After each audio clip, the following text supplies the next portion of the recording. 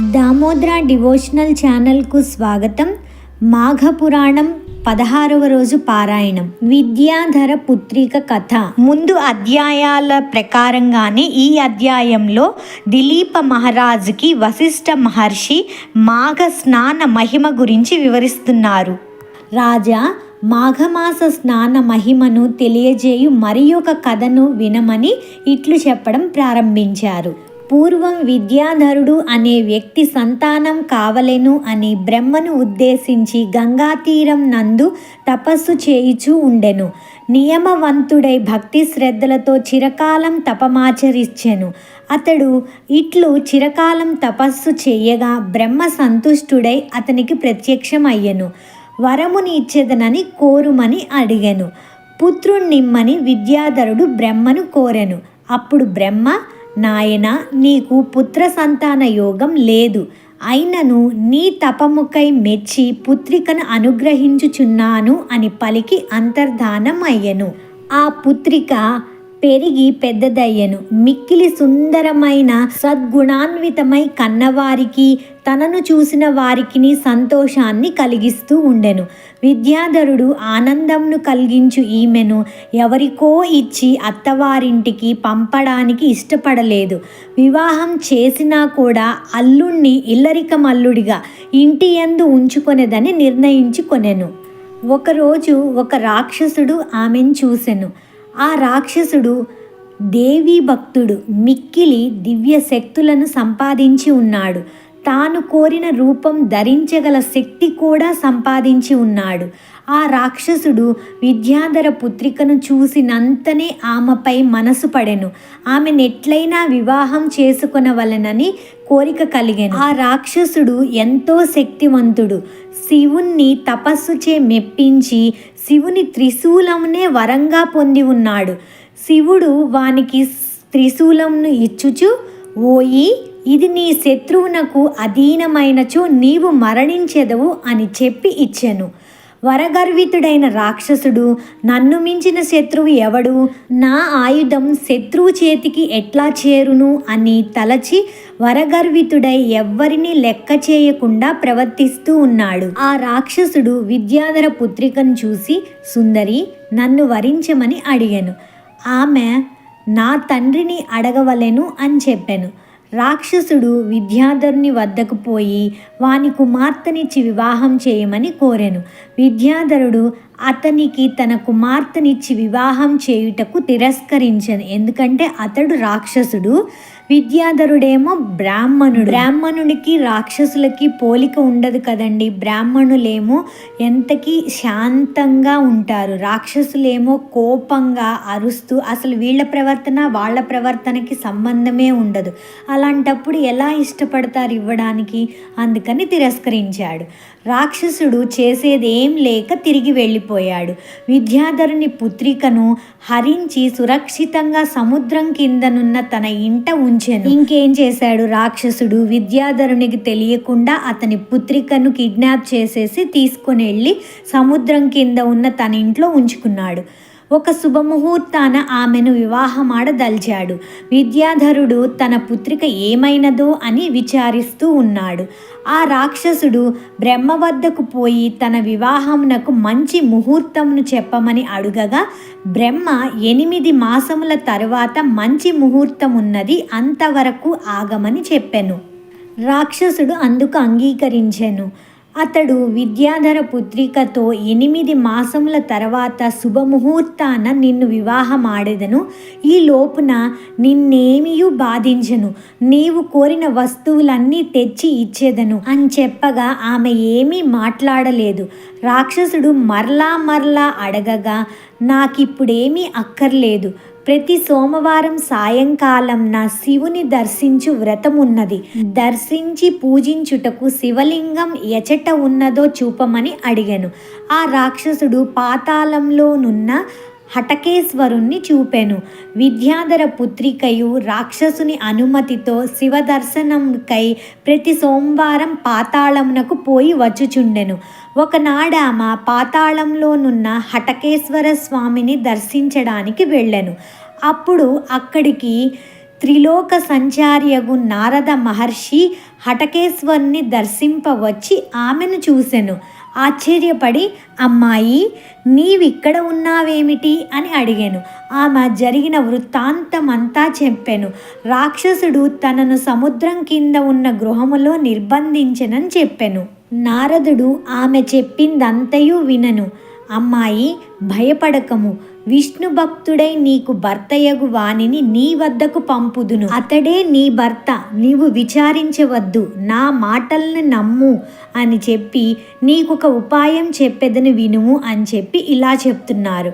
ఇక్కడ శివునికి ఎదురుగా మానస సరోవరం అని ఒక సరస్సు ఉన్నది. మాఘమాసంన నీవి సరస్సులో స్నానం ఆచరింపుము. గంధ పుష్పాదులతో శ్రీమన్నారాయణ్ణి పూజించి ప్రదక్షిణ నమస్కారములను చేయుము. మాఘమాసం అంతయు ఇట్లే చేయుము. ఇట్లు చేసిన వారికి కోరినది లభించును. శ్రీమన్నారాయణుడు నిన్ను కాపాడును. మాఘస్నానము పూజాధికము సద్యఫలమునిచ్చును. నా మాటలను నమ్మమని చెప్పి నారదుడు తన దారిన వెళ్ళిపోయెను. విద్యాధర పుత్రిక నారదుని మాటలను మనస్ఫూర్తిగా నమ్మెను. మాఘమాసమంతయు హటకేశ్వరపురమందున్న మానస సరోవరం వద్దకు వెళ్ళి స్నానం చేసి పూజా మున్నగు వానిని చేస్తూ ఉండెను. నారదుని మాట యథార్థమగుటకై ఎదురు చూస్తూ ఉండెను. మాఘమాసం మొత్తం కూడా వ్రతముతోనే గడిపెను. ఇటు నారదుడు లోక సంచారం చేస్తూ సౌరాష్ట్ర దేశమును పాలించుచున్న శ్రీ మహావిష్ణు భక్తుడగు హరిద్రదుడను మహారాజును చూసెను. ఆ రాజు సర్వకాల సర్వావస్థల యందు శ్రీమన్నారాయణ్ణే స్మరిస్తూ ఉండెను. అందరి యందు శ్రీమన్నారాయణునే దర్శిస్తూ ఉండేవాడు. ఈయన ఏం చేసేవారంటే, ఎవరినైనా ఆహ్వానించాలి అంటే హరి రండి అని ఆహ్వానించేవారు. విష్ణువాయని పిలిచేవారు. గోవిందాయని మాట్లాడుతూ ఉండేవాళ్ళు. శ్రీకృష్ణ అనుచు వస్తువులను స్వీకరించును. దామోదర అనుచు భుజించును. కేశవ అనుచు నిద్రించును. నరసింహ అని స్మరించును. హృషికేశ అని మేల్కొనును. వామన అనుచు తిరుగును. ఏ పని చేయుచున్నను, ఎవరితో మాట్లాడుచున్నను, ఏదో ఒక విధంగా శ్రీమన్నారాయణునే తలుస్తూ ఉండేను. ఇప్పుడు కొంతమంది మనం ఫోన్ ఎత్తంగానే హలో అనకుండా జై శ్రీమన్నారాయణ, హరే కృష్ణ, హరే శ్రీనివాస. మా అమ్మగారు నాన్నగారు అయితే శ్రీమతే రామానుజాయ నమః అంటారనమాట. ఫోన్ ఎత్తంగానే హలో అనకుండా ఆ మాట పలుకుతారు. మాకు కూడా అమ్మా నాన్నలతో మాట్లాడేటప్పుడు శ్రీమతే రామానుజాయ నమః అని ఆటోమేటిక్గా వచ్చేస్తుంది. అలాగే మా కుటుంబంలో చాలామంది కూడా ఇలాగే హలో అనకుండా ఇలాగా సాయిరామ్ అని చెప్పి ఇట్లా అంటూ ఉంటారనమాట. ఇది ఒక రకమైన మంచి అలవాటు. అలాగే చాలామంది తుమ్మొచ్చినప్పుడు కూడా ఎక్స్క్యూజ్ మీ అంటారు. ఈసారి అలా అనకుండా శ్రీమన్నారాయణ అని లేకపోతే శ్రీరామ అని తుమ్మిన ఎమ్మటనే అలా అనడానికి ట్రై చేయండి. ఎంతో బాగుంటుంది అలా అంటున్నా కూడా మనకి. ఇక్కడ ఈ కథలో కూడా ఆ హరిద్రదుడు కూర్చున్నా పడుకున్నా లేచినా ఎప్పుడు చూసినా హరినామ స్మరణతోనే ఉండేవాడట. ఇట్లు విష్ణు భావన తన్మయుడైన హరిద్రదుని వద్దకు నారద మహర్షి వెళ్ళెను. హరిద్రదుడును నారద మహర్షిని చూసి ఎదురు వెళ్ళి గౌరవించెను. తగిన ఆసనమున కూర్చుండబెట్టి అనేక ఉపచారములతో పూజించెను. నారదుడు ఇలా చెప్తున్నారు. విద్యాధర కన్యనొక దానిని వరగర్వితుడైన రాక్షసుడొకడు బలాత్కారంగా అపహరించి సముద్ర గర్భంన దాచి ఉంచినాడు. ఆ విద్యాధర కన్యక త్రిలోక సుందరి, సద్గుణశీల. నీవామెను భార్యగా స్వీకరించవలెను. ఆ రాక్షసుని వాని శూలంతోనే సంహరించవలెను అని వారికి తగిన రీతిలో వివరించి నారదుడు అక్కడ నుంచి లోక సంచారార్థమై వెళ్ళిపోయెను. హరిద్రదుడును సముద్రం వద్దకు పోయెను. నారదుడు చెప్పినట్లుగా సముద్రం వానికి తన లోనికి వచ్చుటకు మార్గమును ఇచ్చెను. హరిద్రదుడును ఆ రాక్షస గృహమును చేరెను. ఆ సమయమున రాక్షసుడు ఇంట లేడు. అతడు వివాహ ముహూర్తమునకై బ్రహ్మ వద్దకు వెళ్ళెను. అతడు పోవుచు శూలంను ఇంటిలోనే ఉంచి వెళ్ళెను.